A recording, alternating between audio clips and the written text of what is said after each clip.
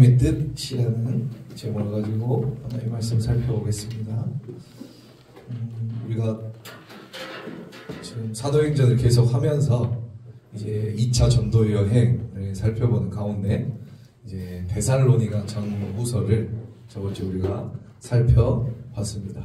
데살로니가 전후서의 배경, 수신자 등등을 우리가 살펴봤는데 오늘 이제 데살로니가 전후서를 이제 오늘로 해서 마무리하고 또 다음 주에는 또 사도행전으로 넘어가도록 할게요. 오늘 뭐 부활절이라서 부활절에 대한 설교를 할까 하다가 어차피 오전에 다 들었으니까 그래서 그냥 이어서 하도록 하겠습니다. 그래서 우리가 저번 주에 데살로니가 전후서를 살펴본 데살로니가 전후서는 어디에서 썼다고 했어요? 맞아요. 2차 전도여행 가운데 고린도에서 썼어요. 2차 전도여행을 누가 출발했죠? 누가? 바울과 실라가 출발해서 자신의 고향인 다소를 들렸다가 갈라디아 지역이죠. 그곳에 가서 실루기아에서 누굴 만나죠? 디모데를 만나게 돼요. 거기서 만나서 사도 바울은 에베소로 가려고 했지만 아시아로 가려고 했지만 누가 막아요? 성령님이 막으시고 그래서 저쪽 위로 무시아 쪽으로 가려고 했지만 또 누가 막아요? 예수의 영이 막으시고 그래서 하는 수 없이 들어와 있다가 마게도냐 환상을 보게 됩니다. 마게도냐 환상을 가서 이제 마게도냐를 넘어가는데 빌립보, 데살로니가 뭐 이렇게 쭉쭉쭉쭉 해서 고린도까지 내려온 상황 속에서 우리가 이제 사도 바울은 데살로니가 전후서를 기록하게 되었다라고 했어요. 그래서 우리가 저번 주에 살펴봤지만 데살로니가 전서에서 계속 사도 바울이 말하는 톤은 뭐냐면 우리 다시 한번 읽어볼까요?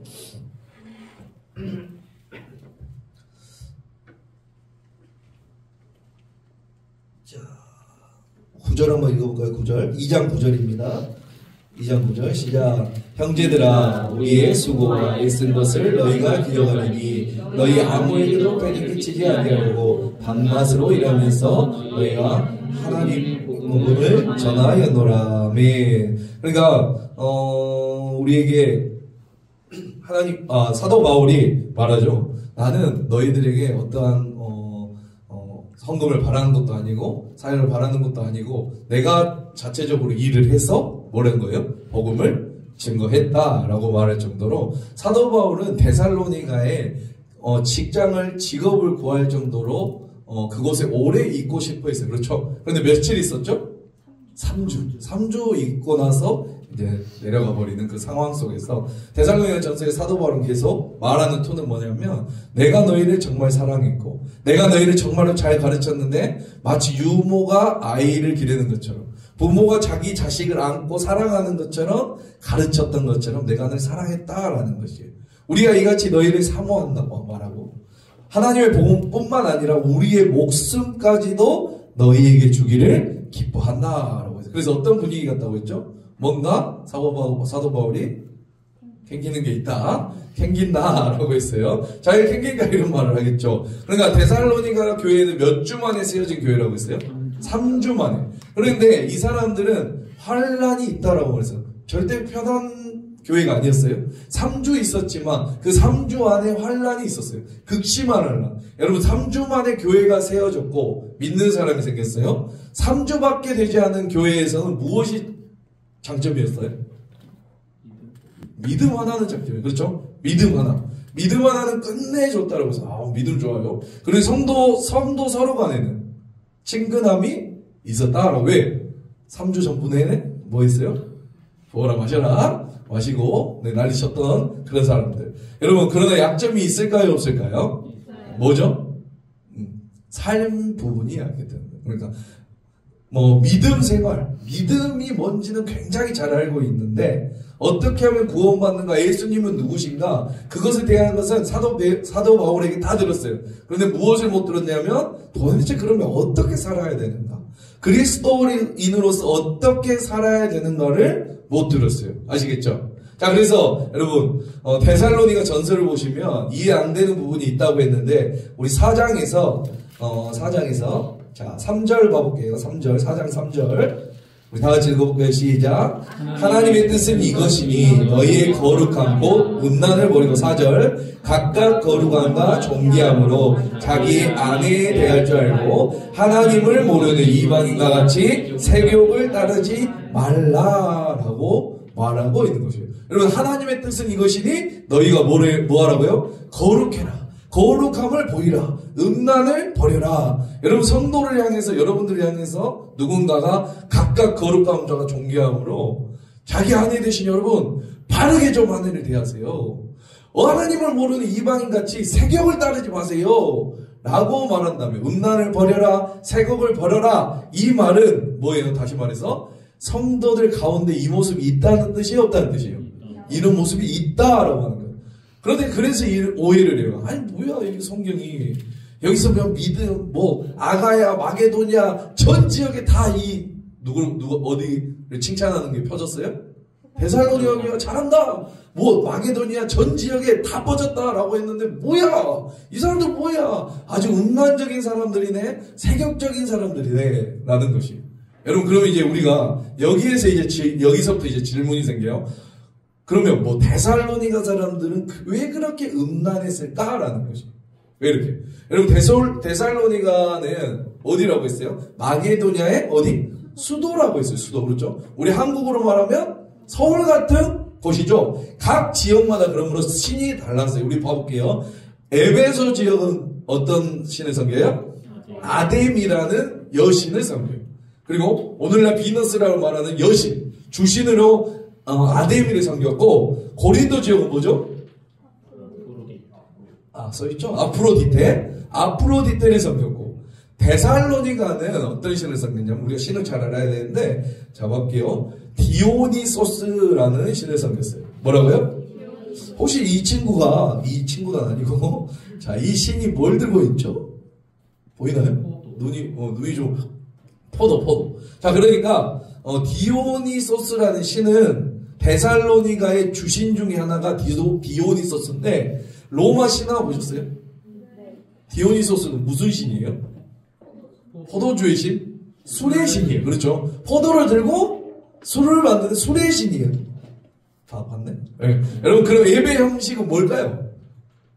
맞아요. 뻔한 우리 커피 마시는 것처럼 이렇게 술의 신이기 때문에 술 마셔요. 그리고 굉장히 음란하다고요. 그렇죠? 그러므로 데살로니가 문화 자체가 디오니소스를 주신으로 섬겼던 사람들이에요. 아시겠어요? 자, 그러니까 계속 술 마시고 음란하게 예배를 드렸던 사람들이 바로 누구다? 데살로니가 성도들이. 언제? 한 달 전만 해도. 아시겠어요? 한 달 전만 해도 이렇게 음란하게 술 마시고 음란한 문화로 즐기던 사람이 누구다? 데살로니가. 여러분 과거의 습관이 쉽게 깨지나요? 안 깨져요. 붙여놓는다고 해서 되지 않는다고 했죠. 냉장고에 붙여놓는다고 해서 절대 되지 않아요. 과거의 습관, 행동 패턴 그게 예수 믿는다고 딱 끊어지면 얼마나 좋겠습니까? 그렇죠? 안 되는데 안 돼요. 우리는 다 안 돼요. 여기에서. 그렇죠? 이상하게 당연하죠. 그렇죠? 이분들은 그런데 3주밖에 되지 않았어요. 예수를 믿은지. 그러나 믿음은 있어요. 아시겠어요? 믿음은 있고 예수님이 누군지는 알아요. 그러나 오늘 예배 여기에서 드리고 교회 한 발자국만 나가면 음란한 문화, 음란한 장면, 음란한 문구, 인쇄물 그런 것이 데살로니가에 널리 퍼져 있었어요. 더구나 데살로니가는 그 로마의 중앙도로가 지나가고 있었던 중앙도로. 그러면 누가 많을까요? 수많은 여행객들이 있었던 곳이 어디다? 데살로니가. 그곳에 머물러 가던 곳. 그곳에는 뭐가 많을까요? 수많은 우상들, 음란한 것들이 많겠죠. 그 디오니소스를 섬겼기 때문에 데살로니가에 있는 사람들은 굉장히 음란하고 술을 좋아했다라고 하는 거 아시겠어요? 자, 그리고 또 하나는 여러분 이건 꼭 기억해 보세요. 디오니소스가 주신이었고 또 하나의 신이 있었는데 뭐죠? 카비루라고 해요. 카비루라고 하는데 그 신이 또 있어요. 아시겠어요? 이 신은 데살로니가에서만 섬겼어요. 데살로니가에서만 섬기는 아주 독특한 신이에요. 제가 이제 이 신은 처음 들어보죠? 디오니소스는 좀 들어봤죠? 술 좋아하나? 아무튼 그래요. 술 좋아하면 안 되고. 자, 아무튼 이 카비루라는 신을 제가 한번 설명해 드려볼 테니까 누구와 비슷한지 한번 맞춰보세요. 아시겠어요? 오늘과 굉장히 비슷한 또 날이에요. 자, 볼게요. 데살로니가에 카비루라는 사람이 있었는데 이 사람은 굉장히 의로운 사람. 아시겠어요? 의로운 사람이었어요. 그런데 형제들한테 시기를 받아요. 그 형제들에게 시기를 해가지고 이 카비루를 어떻게 하냐면 죽여버려요. 누가? 형제들이. 그래서 이 카비루를 형제들이 데살로니가에 있는 가장 큰 산 밑에다가 시체를 이렇게 묻습니다. 그런데 데살로니가 모든 사람들은 카비루를 너무나 좋아해요.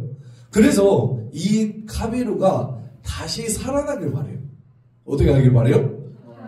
그런데 어떤 이야기가 있냐면 우리 데살로니가 어려움에 처하면 경제적으로 어려워지면 우리가 환난 가운데 들어가면 이 카비루가 다시 부활해서 다시 재림한다. 그래서 우리를 뭐 해준다? 구원해준다 라는 믿음이 이러한 신화가 데살로니가에 있었어요. 아시겠어요? 누가? 카비루라는 사람. 뭐와 비슷한가요? 그렇죠. 오늘 우리나라 부활절이 예수님의 부활과 굉장히 비슷한 거예요. 아시겠어요? 너무나 비슷하지 않나요? 그러니까 사도 바울이 데살로니가에 갔는데 이 카비루랑 예수님이랑 어때요? 자기가 복음을 잠깐만 나 오늘 여기 처음 또 예수님이랑 비슷한 사람이 있네? 라고 하면서 굉장히 비슷했어요. 근데 사도 바울이 예수 그리스도의 부활과 승천과 재림을 바로 말해줬으면 좋겠는데 말하다가 어떻게 돼버렸어요? 중간에 가버렸어요. 그래서 예수님도 부활하셨고 승천하셨고 재림하셨습니다 라고 하면서 자세히 알려줘야 되는데 어떻게 해버렸다고요? 가버렸어. 그럼 이제 어떻게 합니까?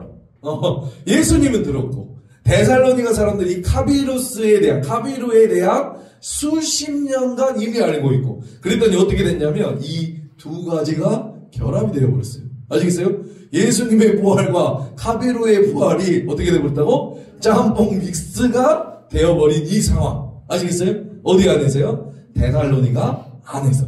그런데 이 카비루의 문제가 뭐냐면 다시 카비루가 돌아와서 우리 데살로니가 그 환란을 받고 자기가 박해가 있을 때 좀 비슷하지 않아요? 환란이 있어요. 그렇죠? 박해가 있을 때 어떻게 된다는 거예요? 우리 데살로니가 사람들을 구원할 것인데 카비루가 구원할 것인데 단 조건이 있어요. 뭐냐면 그 조건이 뭐예요? 내가 구원받을 수 있는 조건이 뭐냐면 그때 살아있어야 돼요. 뭐라고요? 그때 그게 카비루가 딱 왔을 때 살아있어야 된 사람만 뭘 받을 수 있다? 죽은 사람은 구원을 받으나 못 받나? 못 받아요? 그러니까 카비루가 다시 돌아와서 구원할 때 그때 살아있어야지만 돼요. 아시겠어요? 이게 카비루의 구원론이에요. 네, 아시겠어요? 자, 그러니까 이거를 예수님의 그리스도의 재림과 연결시킨 거예요. 그래, 나 예수님 믿을 거야. 나 예수님 열심히 믿을 거야. 예수님 다시 오셔서 재림하셔서 우리를 구원하실 거야. 그러나 이들 생각에는 예수님이 재림을 하시기 전에 열심히 예수를 믿었지만 죽으면 어떻게 되는 것이에요? 구원을 받을 수 있다라고 생각해? 못 받는다고 생각해요? 못 받는다라고 생각해요. 아시겠어요? 자, 그렇게 생각하는 사람들에게 데살로니가 전설을 기록하고 있는 거예요. 우리가 이 상황을 잘 알아야 돼요. 아시겠어요? 자, 이런 상황 가운데 아니야. 너네가 그렇게 생각하는 카비루는 죽은 사람은 구원을 못 받는다고 하지 살아있어야만 구원을 받는다고 아니야. 우리 예수님은 예수님의 구원은 그런 게 아니야 라고 썼던 성경이 뭐다? 데살로니가 전설. 이걸 알고 봐야지 이제 데살로니가가 풀린다라고 하는 거 아시겠습니까? 그래서 이제 우리가 한번 살펴보는데 우리 굉장히 잘 아는데요. 우리 목사님도 장대식장 가면 굉장히 성경 구절을 많이 합니다. 단골 멘트예요. 자, 볼게요. 자, 우리 4장 13절 15절 우리 4장 13절 15절 우리 다 같이 읽어볼까요? 시작. 형제들아, 자는 자들의 가나에는 너희가 알지 못함을 우리가 원하지 아니하노니 이는 소망 없는 다른 이와 같이 슬퍼하지 않게 하려 함이라. 우리가 예수께서 죽으셨다가 다시 살아나심을 믿을진대 이와 같이 예수 안에서 자는 자들도 하나님이 그와 함께 데리고 오시리라. 우리가 주의 말씀으로 너희에게 이것을 말하노니 주께서 강림하실 때까지 우리 살아남은 자도 살아남아 있는 자도 자는 자보다 결코 앞서지 못하리라. 16절까지 주께서 호령과 천사장의 소리와 하나님의 나팔 소리로 친히 하늘로부터 강림하시리니 그리스도 안에서 뭐한 자들 죽은 자들이 먼저 일어나고 그 후에 우리 살아남은 자들도 그들과 함께 구름 속으로 끌어올려 공중에서 주를 영접하게 하시리니 그리하여 우리가 항상 주와 함께 있으리라 라고 말하는 거예요. 왜 계속 먼저 죽은 자들에 대해서 이야기해요? 야, 예수님이 강림하실 때 우리 15절 16절 봐볼게요. 자, 15절 봐볼게요. 야, 우리가 주의 말씀으로 너희에게 이것을 말한다. 알았냐? 잘 들어라. 주께서 강림하신대. 야, 카비루 말고 주님께서 우리 예수 그리스도께서 강림하실 때 우리가 살아야 남아있는 자도 누구? 자는 자가 누구예요? 죽은 자보다 결코 앞서지 못한다라고. 야, 아니야. 카베로는 죽으면은 너네 구원 못 받는다고 하지. 예수 그리스도는 뭐라는 거예요? 예수 그리스도는 죽은 자가 뭐라고요? 결코 죽은 자보다 결코 너네 살아있어도 앞서지 못해라고 이야기하는 거예요. 믿습니까? 자, 그러면서 16절 주께서 오실 때 호령과 천사장과 소리와 하나님의 나팔 소리로 친히 하늘로부터 강림하시리니 어떻게 해요? 그리스도 안에서 죽은 자들이 먼저 일어나 임마. 야, 카베로 그런 사상이 아니야. 우리 그리스도의 복음은. 아시겠어요? 그 다음에 뭐 하는 거예요? 그 후에 살아남은 우리도 공중에 끌어올린다라고 하는 거 믿습니까? 이걸 말하고 싶은 거예요. 데살로니가서. 왜? 그 당시에 어떠한 사상을 가지고 있는지, 그 당시에 어떠한 생각을 가지고 있는지를 깨줘야 될 거 아니에요. 왜? 사도 바울이 이거 말을 안 해주고 와버렸어. 그쵸? 말을 해줬으면 이들이 이런 오해를 할까요? 안 할까요? 안 하죠. 한 3년 거기서 푹 쉬면서 야, 그리스도의 복음 부활은 쟤들이 그런 게 아니야. 카비르랑 잽이 달라 라고 말을 하면서 알려줬다고 하면 이렇게 쓸 필요 없겠죠. 자, 그래서 뭐냐면 이게 왜 중요하냐면 데살로니가 사람들은 이 신앙 때문에 복음을 왜곡시키는 것이에요. 믿습니까? 혹시 이것이 이해가 되시나요? 사도 바울이 13서신을 쓰죠. 맞죠? 근데 예수 그리스도의 재림에 대해서 언급한 곳은 데살로니가 전 후서밖에 없어요. 아시겠어요? 왜 안 해요? 재림이 중요하지 않아서? 아니죠. 이러한 데살로니가의 특별한 특수성인 이런 신관을 가지고 있기 때문에 다른 지역에는 이런 재림 신앙이 없어요. 뭐 봐볼게요. 여러분 제우스가 죽었다가 다시 살아나서 구원해 준다 라는 신앙 자체가 없어요. 다른 데는. 그럼 재림을 대해서 이야기할 필요가 없겠죠. 맞죠? 네. 맞나요? 네. 비너스가 아프로디테가 죽었다가 다시 살아나서 구원을 해서 재림할 거야. 그런 신앙 자체가 없어요. 그러니까 오직 어디에만 있는 거예요? 데살로니가에만 있었던 그런 신앙. 카베루스에만 있었던 신앙이고 데살로니가만 있었던 신앙이기 때문에 데살로니가 전후서에 이렇게 나오는 것이에요. 아시겠어요? 그런데 사도 바울이 오해할 만한 구절 하나를 넣어놔요. 우리 5장 한번 보시겠어요? 5장 4절 한번 읽어볼게요. 5장 4절. 5장 4절 시작. 형제들아 너희는 어둠에 있지 아니하매 그날이 도둑같이 너희에게는 임하지 못해 라고 이야기해요. 그러니까 그날이 언제예요? 재림의 날이죠. 맞죠? 형제들아 너희는 어둠에 있지 않아요. 믿는 자들아 여러분들 너희들은 어둠에 있지 않아요. 그 날이 재림할 때 도둑같이 너희에게는 임하지 않아 라고 하는 거예요. 아시겠어요? 그러면 믿지 않는 사람은 성도들은 그 재림의 날이 니네가 알게 올 거야 라고 하면은 반대로 말하면 믿지 않는 사람은 어떻게 하는 거예요? 모르게 온다라는 것이에요. 아시겠어요? 자 봐볼게요. 그러니까 보세요. 사도 바울이 예수님을 안 믿는 사람이 예수님을 안 믿는 사람 예수님은 도둑처럼 임할 거야. 안 믿는 사람에게 도둑처럼 임한다. 이 말은 무슨 말이죠? 언제 임하게 될지 모르게 임한다는 거죠. 근데 사도 바울이 이렇게 말해요. 믿는 성도들 데살로니가 너희들에게는 어떻게 하는 거예요? 도둑처럼 임하지 않아라고 이야기해요. 그렇죠? 그러면 무슨 오해를 가질 수 있어요? 이 글을 읽는 사람은 그러면 우리가 재림의 때를 안다는 건가? 우리는 알 수 있다는 거. 예수님이 언제 재림하시는지 믿는 사람은 안다는 건가? 라는 오해를 할까요? 모를까요?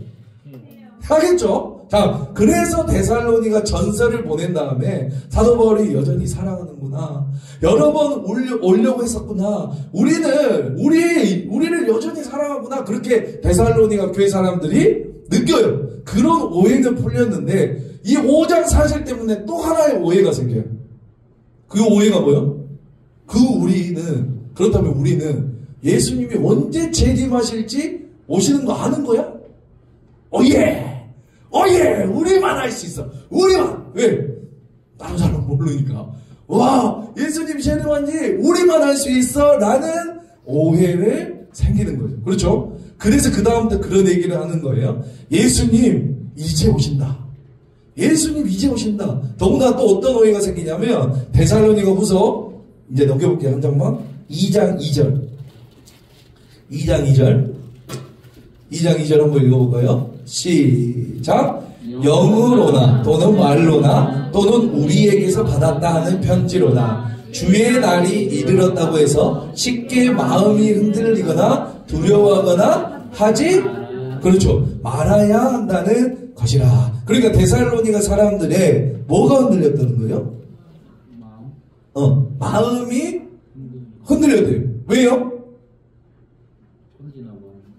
자, 영으로나 또는 말로나 우리에게서 받았다는, 그러니까 영으로 누가 예언했다는 것이에요. 아시겠어요? 여러분 아세요? 예수님 올해 10월 28일 날 오십니다. 유이자매. 예언하는 거예요. 어떤 사람이 와서. 자, 그러니까 예언했다는 거죠. 말로. 누가 이렇게 말을 기가 막히게 잘하는 사람이 논리로 이런 것이니까 예수님 올해 10월 28일 날 오십니다. 사도 바울이 말하지 않았습니까? 믿는 사람은 알 수 있다고. 그 사람이 납니다. 또 하나는 우리에게서 받았다는 편지로. 아시겠어요? 우리에게서 받았다는 편지를. 그러면 여기서 말하는 우리는 누구예요? 사도 바울이죠. 자, 그러니까 사도 바울의 이름으로 누가 가짜 편지를 보낸 거예요. 아시겠어요? 오케이? 그 상황이에요, 지금. 여러 오해가 생기니까 사도 바울의 이름을 틈타서 빌려서 사도 바울이 쓴 것처럼 해서 누구에게 보낸 거예요? 데살로니가 교회 사람들에게 보낸 거예요. 자, 봐볼게요. 그래서 데살로니가 교회. 여러분, 그래서 우리가 정말로 우리가 깨어있을 필요가 있어요. 마지막 날에는 깨어있을 필요가 있어요. 사도 바울이 그 소리를 듣고 기가 막혀서 쓰는 거예요. 야! 봐볼게요. 다시 한번 읽어볼까요? 이거 잘 생각하면 다시 한번 읽어볼게요. 영으로나. 그렇죠? 자, 우리 2장 1절부터 읽어볼게요. 시작. 형제들아, 우리가 너희에게 구하는 것은 우리 주 예수 그리스도의 강림하심과 우리가 그 앞에 모임에 관하여 영으로나 또는 말로나 또는 우리에게 받았다는 편지로나 주의 날이 이르렀다고 해서 그 편지 받았다고 해서 어떻게 하지 말라는 거야? 쉽게 마음을 흔들리거나 두려워하지 말아라. 아시겠어요? 이렇게 말하는 이유는 뭐예요? 흔들리거나 두려워하고 있다라는 소리죠. 맞죠? 그렇기 때문에 그런 거짓 편지 내가 보내지 않았어. 그 영으로 예언하는 사람들 흔들리지 말아라 라고 말을. 데살로니가 성도들은 흔들렸다라고 하는 거 아시겠어요? 그래서 쓴 것이 바로 데살로니가 후서예요. 아시겠어요?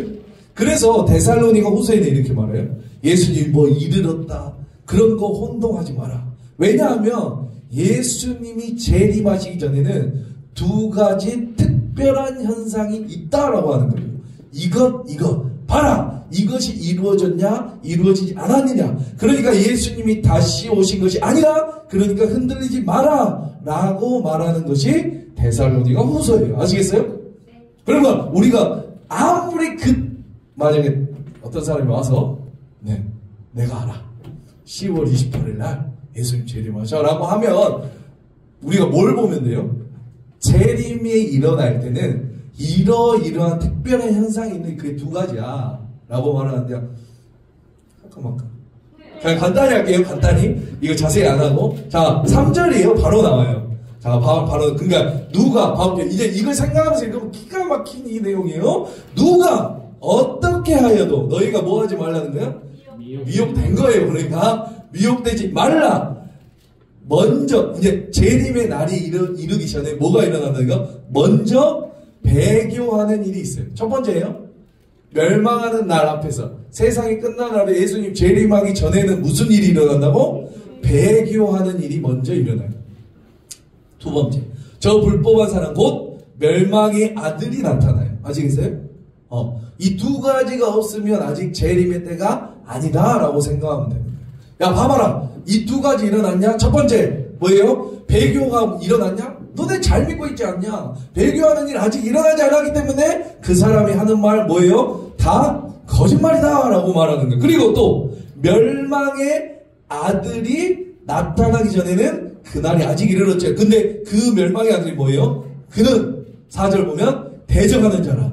신이라고도 불리는 모든 것과 숭배함을 받는 것에 대하여 그 위에 자기를 높이고 하나님의 성전에 앉아 자기를 하나님이라고 내세우느니라. 요한계시록 말하면 뭐 적그리스도 뭐 이런 게 있겠죠. 아무튼 이런 것이 나타나야지만 뭐가 일어난다고요? 하나님의 강림, 재림이 일어난다. 그러므로 아직 아니야. 네, 이것을 말하고 싶은 성경이 뭐다고요? 그렇죠. 데살로니가 후서다라고 아시겠죠? 우리가 이거를 잘 생각하면서 읽으면 정말로 데살로니가 전후서가 왜 사도 바울이 이 재림에 대해서 왜 여기다 이렇게 숨당김 같이 다른 데 써놓도 않았더만 왜 여기다가 이렇게 써놨냐? 라고 할 수 있잖아요. 맞죠? 네, 아무튼 그렇게 말하고 있는 거. 자, 이해되시죠? 이렇게 저희가 해서 여러분 데살로니가 전후서를 꼭 읽어보세요. 이번 주에 숙제입니다. 네. 별로 많지 않잖아요. 한번 읽어보시고 우리 저번 했던 뭐죠? 갈라디아서 읽어봤나요? 한번 생각하면서 읽어보라고. 그럼 여기서 읽어요? 한 명씩 돌아가면서? 안 되잖아. 집에서 읽어봐요. 이거를 제가 설교한 것들을 그런 것들 생각하면서 한번 읽어봐. 그럼 정말로 성경이 다시 보이게 돼요. 아시겠죠? 한번 데살로니가 전후서를 읽어보면서 그 사도 바울의 마음을 알아야 된다는 거. 아시겠습니까? 네. 자, 여러분 예수님의 재림 믿으신가요? 네. 아멘? 아멘. 부활하신 예수님 믿으신가요? 아멘. 밥만 맛있게 먹었지. 만약 예수님이 부활하신 예수님이 하늘에 지금 올라가셨죠? 내일 오시면 어떨 것 같아요? 아이 뭐 그렇게 빨리 오실 거죠. 아이 저쪽 이따 갈게요. 우리 싱글 자매들 여기 많죠? 한 명 빼고 다 싱글인데 자매님들 어떠세요? 아이 그래도 결혼을 하고 오셔야죠. 결혼 뭐 하시는 거예요? 아니면 다음 달에 개 타시는 분. 개 몰라? 원정재 개 안 타요? 안 타? 아 진짜 아니 개는 좀 타고 오셔야지. 그럴 수도 있겠죠. 여러분 확실한 거는 분명한 건 예수 그리스도는 다시 오신 줄 믿습니다. 그러나 그때와 시는 뭐예요? 아무도 몰라요. 절대로 누가 그런 말 하면 그건 다 거짓이에요. 절대 몰라요. 절대. 사도 바울도 말하죠. 모른다. 그러나 어떤 현상은 일어난다. 아멘? 그래서 우리가 추측은 해볼 수 있다. 예수님 분명히 다시 오십니다. 그게 여전히 우리한테 소망인가? 나는 예수 그리스도의 재림을 기다리고 있는가? 라는 것이겠죠. 그런데 여러분 저는 이제 오늘 이거 하나로 우리가 마무리하고 싶은데 여러분 구원은요. 구원은 죽어서 천국 가는 거죠. 맞죠? 구원은 죽어서 천국 가는 거예요. 맞아요? 나중에 죽어서 천국 꼭 가는 거. 그래서 우리는 언제나 구원을 뭘로만 봐요? 우리가 하나님 나라에 있을 때 했는데 구원을 뭘로 해요? 미래형으로만 봐요. 그렇죠? 내가 죽어서 가는 거, 천국 가는 거, 미래형. 앞으로 이루어질 일. 구원은 앞으로 이루어질 일. 그런데 성경에서 말하는 데살로니가 전후서에서 말하는 사도행전과 누가복음에서 계속 강조하는 것은 구원의 현재성을 말하고 있어요. 믿습니까? 그러네. 그래. 너 예수 믿으니까 죽으면 천국 갈 것이다. 그게 지금 오늘 나의 삶과 내 삶에 무슨 의미가 있냐라는 것이겠죠. 나는 죽어서 분명히 천국 갈 거예요. 믿습니까? 우리 예수님 부활한 것처럼 내가 부활할 줄 믿습니다. 그래서 우리가 부활 전에 달걀 먹고 계란 먹고 밥 먹고 그러는 거 아니에요? 맞죠? 분명히 우리는 부활해서 천국 갈 겁니다. 아멘? 그게 지금 나의 삶. 오늘 내 삶에 어떤 영향이 있고 어떻게 살아가야 되는 것인가? 그것이 바로 데살로니가 전후서에서 말하는 것이에요. 아시겠어요? 네. 여러분들, 여러분 하나님의 뜻, 나를 향한 하나님의 뜻이 뭔지 알고 싶어 하죠? 나는 어떤 삶을 하고 있는지 모르겠어요, 목사님. 하나님의 뜻이 뭔지를 나는 모르겠다니까요, 목사님. 좀 이렇게 보여주면 되겠네. 나 여기를 이 과를 선택해야, 저 과를 선택해야 돼. 내가 이런 선택을 해야 저런 선택. 전혀 모르겠잖아요. 도대체 하나님의 뜻이 뭐예요, 여러분? 응? 도대체 나의 부르심은 뭔가? 하나님께서 나한테 뭐를 원하시는가? 궁금하시죠? 예언 하나 해드려? 여러분, 5장 보세요, 5장. 오늘 읽은 5장 16절. 데살로니가전서 5장 16절이 너무나 잘 알고 있는, 우리 다 같이 16절 시작. 항상 기뻐하라. 쉬지 말고 기도하라. 범사에 감사하라. 이것이 그리스도 예수 안에서 너희를 향하신 뭐예요? 하나님의 뜻이니라. 여러분, 이것보다 확실한 거 있나요? 하나님의 뜻, 여러분의 삶의 목적, 이것보다 확실한 거 있어요, 없어요? 여러분, 이것보다 확실해. 누가 형제님, 자매님, 형제님의 미래가 보이기 시작합니다. 여러분의 앞미래 장차하게 될 것입니다. 이거 믿으실래요? 이거 믿을 거예요? 아니면 이걸 믿을 거예요? 성경을 믿어야죠. 그러면 하나님이 우리를 향한 가장 첫 번째 뜻은 뭐예요? 뭐라고? 항상? 아멘. 기뻐하는 삶을 사는 거예요. 아멘. 하나님의 뜻은 다른 게 아니에요. 우리에게 하나님의 뜻은 정말로 하나님은요, 우리가 기뻐하는 삶을 살기를 원하세요. 믿습니까? 여러분, 신명기에 보면 이런 말씀이 있어요. 우리 신명기 여기 한번 봐볼까요? 다 같이 시작. 내가 오늘 내 행복을 위하여 내게 명하는 여호와의 명령과 규례를 지킬 것이 뭐예요? 너의 행복, 우리의 행복을 위해서 하나님의 말씀을 주셨고 율법과 규례를 주셨어요. 우리를 얽매이고 조이려고 해서 이 하나님의 말씀을 주셨고 예수 그리스도를 믿으라고 준 것이 아니요, 율법과 이런 것들을 주는 게 아니라 뭐라고요? 행복을 위하여. 그러면 율법을 주신 목적은 우리를 족쇄를 채우고 어둡게 하려는 건가요? 무겁게 하는 건가요? 아니죠. 뭐 때문에요? 행복하기 위해서.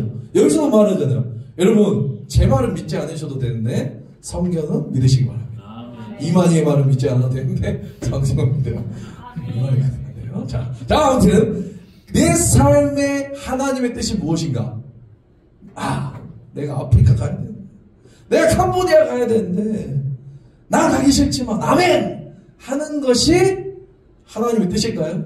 여러분, 하나님도 굉장히 거북스러워하세요. 부담스러워하세요. 야, 쟤 왜 그러냐? 야, 쟤 굉장히 나 시키지도 않아. 성령님, 혹시 성령님이 보내셨나요? 저 상태 안 좋은데 쟤 보내셨어요? 아니요! 하나님도 깜짝 놀란다니까? 여러분, 그런 거 아니에요. 하나님이 우리를 향한 첫 번째 뜻은 뭐라고요? 항상 기뻐하는 삶이에요. 믿습니까? 아멘. 두 번째가 뭐예요? 쉬지 말고 기도하는 거예요. 기도하는. 아멘? 쉬지 말고 기도. 여러분, 기도라고 해서 이렇게 무릎 꿇고 막 교회 와서 스피커 틀어놓고 막 주여, 야, 이게 기도라고 해서 아니요. 그것도 기도 맞아요. 여기서 말하는 기도는 뭐냐면 하나님과의 대화예요. 뭐라고요? 하나님과의 대화. 그러니까 대화는 어떤 상황이에요? 지금 대화를 한다라고 하는 것은 어떤, 내가 물체랑 대화합니까? 아니죠. 누구와 대화를 해요?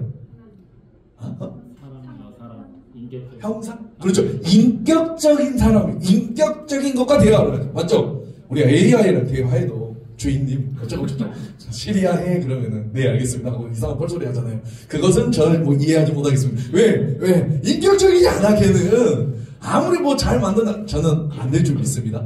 아무리 지가 해도 인격적이지가 않아요. 그렇죠? 그러니까 다시 말해서 인격적으로 우리가 하나님과 뭐 하는 거예요? 대화하는 거예요. 기도는. 아시겠어요? 어려운 게 아니에요. 그러니까 항상 기도하라 라고 하는 쉬지 말고 기도하라는 것은 정말로 기도하는 게 아니라 하나님이 내 옆에 있는 것처럼, 제가 말했죠. 기도가 뭐라 했어요? praying doing이 아니에요. 뭐 있어요? being이라고 있어요. 그 상황을 살아가는 것. 하나님과 함께 내 삶을 살아가는 것이 기도고. 아시겠어요? 삶으로 기도를 드리는 거고, 우리 하나님께서 두 번째 여러분들이 원하시는 거예요. 첫 번째가 뭐였어요? 항상 기뻐하는 것. 두 번째, 쉬지 말고 기도하는 것. 그게 뭐죠? 하나님과의 대화예요. 아멘? 성령님을 내가 인정하면서, 성령님, 내가 이렇습니다. 내가 이렇게 연약합니다. 성령님, 나를 도와주세요. 주여. 전능하고 키고 높으신 하나님. 전능하고 높으니 크면 우리가 어떻게 만나? 그쵸? 그게 기도가 아니라 성령님과 정말로 우리가 옆에 사람과 이야기하듯이 대화하는 것, 그것이 기도고 하나님이 원하시는 뜻이 바로 그거다라고 하는 것. 아시겠습니까? 자, 세 번째 또 하나는 뭐죠? 범사에 감사하는 것이에요. 감사.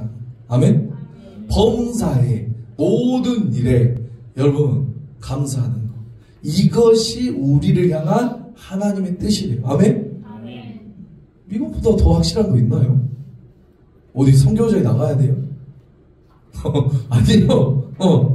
하나님은 그러니까 뭐냐면, 하나님은 우리가 싫어하는 것, 우리가 부담스러워하는 것 하나님 더 잘 알아요. 이 중에 또 있을 수도 있어요. 베트남 가고 캄보디아 가고 그런 사명을 갖고 있는 사람이 있어요. 그러나 그러지 않는 사람은 절대 하나님이 보내지 않으니까 걱정하지 마시고 하나님의 뜻이 무엇인지를 우리가 생각하시기 바랍니다. 하나님은 정말 인격적이신 분이에요. 아멘? 그러니까 내가 헌신하면 하나님이 나를 베트남 보내면 어떡하시지? 나 이거 조금이나마 내가 헌신하고 열심히 하면 네 잘한다. 너 가라. 헌신의 빛을 조금이나마 보면 그분이 오케이 딱 잡아가지고 나를 거기에 보낼 것 같아서. 여러분 안 하죠? 그래서 안 하죠? 아멘? 형제 아니죠? 아멘. 아니죠. 우리를 향한 하나님의 뜻은 성경에 기록된 것에 의하면 항상 기뻐하는 것. 우리가 하나님의 형상, 하나님과 뭐 하는 거? 항상 이야기 하는 거. 아멘? 대화하는 거. 그게 뭐였죠? 기도하는 거. 그리고 범사에 감사하는 거. 아멘? 이것이 하나님의 뜻이라고 말을 하고 있어요. 우리 말씀 마무리하면서 우리 한 가지만 더 살펴볼게요. 한 가지만. 네. 데살로니가 전서인데 4장 3절이에요. 저번에도 읽었는데, 자, 이 4장 3절 읽어볼게요. 시작. 하나님의 뜻은 이것이니 너희의 거룩함이라 곧 음란을 버리고 각각 거룩함과 존경함으로 자기 아내에 대할 줄 알고. 하나님의 뜻은 이것이지 너희의 뭐죠? 거룩함이라고 말했습니까? 하나님께서는, 여러분, 하나님께서 우리가 기뻐하길 원하십니다. 아멘? 그런데 기뻐하길 원하시지만 그 기쁨이, 잘 들어보세요, 다른 사람에게 말하기 부끄러운 기쁨은 원하지 않으세요. 잘 생각해보세요. 하나님은 우리가 기쁘시길 원하네요. 준이 형제, 게임하면 기쁘죠? 좋죠. 막 깨고 막 아이템 재밌어, 기뻐. 자, 이 기쁨도 좋아요. 그러나 내가 형들 게임을 24시간 동안 해버렸네요. 네. 24시간 좀 그러고 내가 한 10시간 동안 하는데 나 예배 나오기 힘들어. 자, 이 기쁨을 하나님이 원하실까 원하지 않을까? 예배 든 거에 그런다는 게 아니라 우리 잘해. 자, 잘해요. 자, 봐볼게요. 그러니까 하나님께서는 우리를 기쁘게 살길 원하지만 뭐라고요? 다른 사람에게 말하기 부끄러운 기쁨은 원하지 않으세요. 아시죠? 뭔지 아시죠? 이 정도는 다 알 거예요. 깨끗한 기쁨이에요. 깨끗한 기쁨. 아시겠어요? 더러운 기쁨 말고, 은밀하게 누리는 그 쾌락 그런 거 말고, 믿습니까? 그 거룩한 기쁨을 하나님은 원하시는 거예요. 그러니까 하나님은 우리를 향한 삶의 뜻은, 하나님의 뜻은 뭐라고요? 거룩함이라고 나와 있어요. 거룩함이에요. 그래서 여기에서도요, 부부 안에서 거룩함을 지키는 것에서도 말하죠. 그래서 남자가, 남편이 아내를 마음대로 주관하는 것 가능합니까? 성경에서 허락하지 않습니다. 아내는요, 아내가 또 남편을 주관하는 것도 허락하지 않아요. 믿습니까? 동등된 것을 원하는 거예요. 아멘? 서로 존중하는 것, 거룩함으로 대하는 것, 그것이 하나님의 뭐죠? 뜻이라는 거예요. 아멘. 여러분, 거룩한 사랑, 거룩한, 우리 지금 한국교회가 외쳐야 될 것 중에 하나, 가장 중요한 것 중에 하나가 뭐냐면 거룩함을 회복하는 것이 사랑인데 거룩한 사랑이에요. 아멘. 기쁨인데 뭐라는 거예요? 거룩한 기쁨. 그러니까 남한테 말하거나 나 이거 굉장히 즐겁다 라고 했을 때 다른 사람에게 말하기 부끄러운 것이라면 그것은 거룩한 기쁨일까요? 아닐까요? 아니겠죠. 야, 내가 이거 땡겨봤더니 죽여주더라. 겁나 예뻐. 뭐예요? 몰라? 빠지고 가서 땡겨봤더니 겁나 돈 기쁘죠? 그런 거 아니에요. 다른 사람한테 자랑해 줄 수 있나? 고뇌해 줄 수 있는 기쁨이라면. 아우, 목사님 뭐가 거룩한지 모르겠어요. 아니요, 쉬워요. 다른 사람들에게 떳떳하게 말할 수 있고 자랑하고 권할 수 있는 것이라면 그것이 바로 거룩한 것이에요. 아멘? 그러나 말하기 부끄럽고 그런 것이라면 절대로 거룩한 것이 아니겠죠. 어려운 거 아니에요. 아멘? 자, 여러분, 그래서 저는 우리 창대교회 청년부가 정말 성령 충만한 공동체 되길 원합니다.